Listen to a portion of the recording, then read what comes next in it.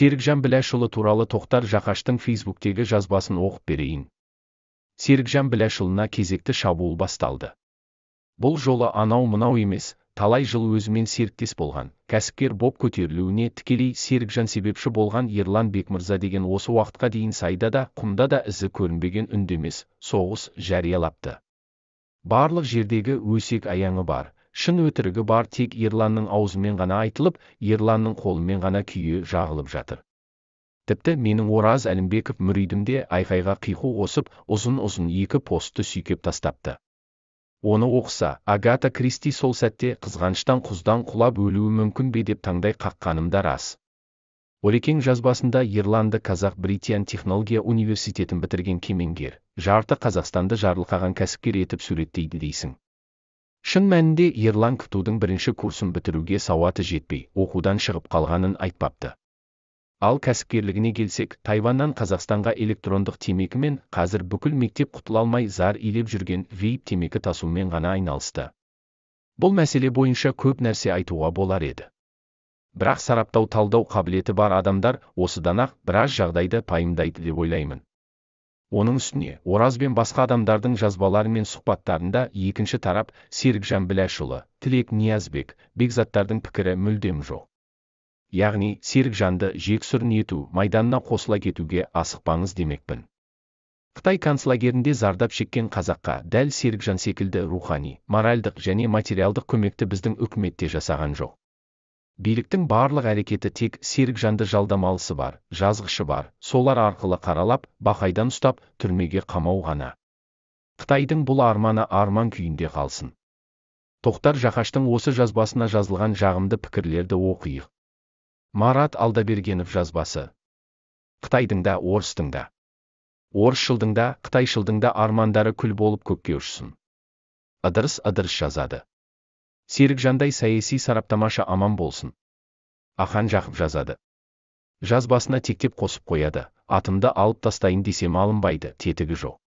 Достықтан шығардым. Тіпті блоктап тастадым. Серікжан оның әкесін өлтіргендей өштесіп алыпты. Не қылған кісі? Қолынан келгенше Серікжан біраз іс атқарды. Біздің ел екі алпауыт империяның арасында қалып отыр. Осал болсақ, екі жақтан да ауыз салып, бөлісіп алғалы отыр. Ешқайсысына сенім жоқ.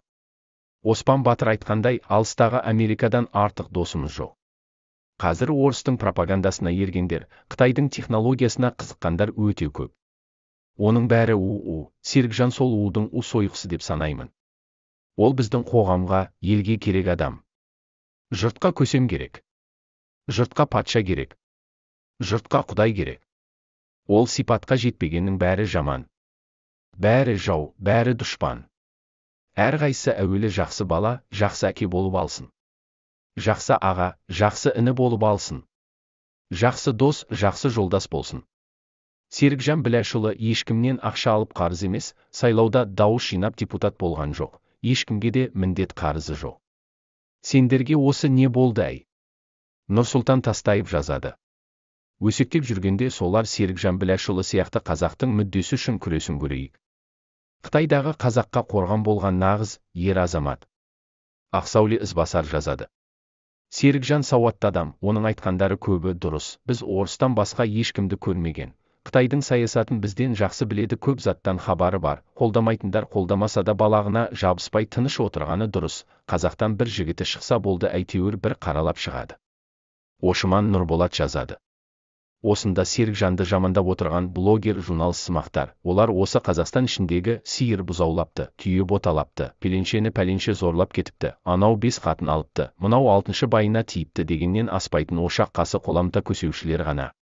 Ал Серікжан әлем ақпаратын таратып, оны Қазақстан елімен экономикалық және саяси қарым-қатынасын, қарым-қабілетін, қыры мен сырын соқырға таяқ ұстатқандай етіп жеткізеді. Жаңағымен айтқан ошақ қасындағылар соны көре алмай, іші күйіп кететін сияқты.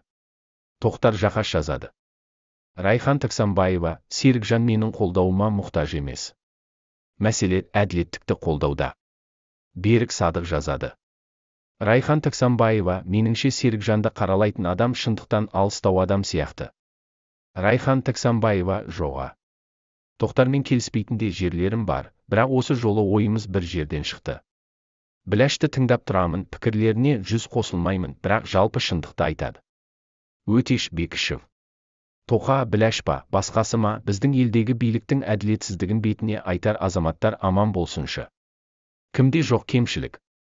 Кімде жоқ білместік? Бізде бар ала ауыздық.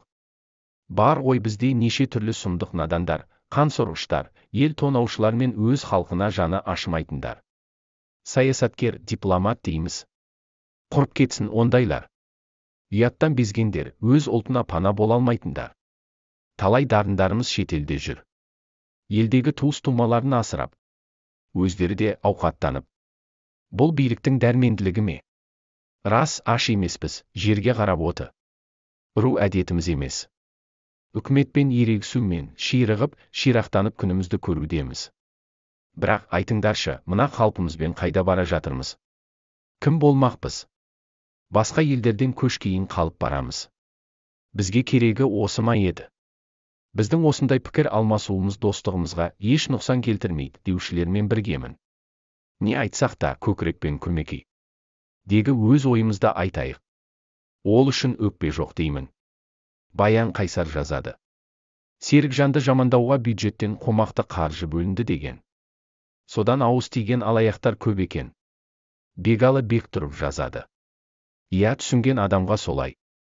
Серікжан айтар сөзін тоқтамай айтып келе жатыр. Біршама уақыт оны жамандайтындар тынышталып қалып еді. Қаржыландыра бастады ау, қайта үре бастады. Мен Серікжанды танымаймын да, бірақ қолдап жүргенімде телефоныма тікелей шығып, қорқытқандар да болған. Келсеңдер келіңдер, көре жатармыз дегенмін. Оңғар Қабден жазады. Тоқтар Жақаш, Серікжан Біләштің ұйғырларға жер әперем деген идеясын қолдайсыз ба? Тоқтар Жақаштың Оңғар Қабденге жауабы. Оңғар Қабден, Біләштің барлық сөзімен келіспейтін шығармын. Бірақ ол ұйғырларға жер әперем деген жоқ. Айтылған сөздің контексті жұмаланды. Серікжанды жек көрінішті ету үшін ол әңгіме дәл солай ұлттық амбиция тұрғысынан таратылды. Сенбесең, сол сұхбатты соңына дейін тыңдап көр. Ол бір. Екіншіден, ұйғырларға жер әперем дейтіндей Серікжан тым сауатсыз емес.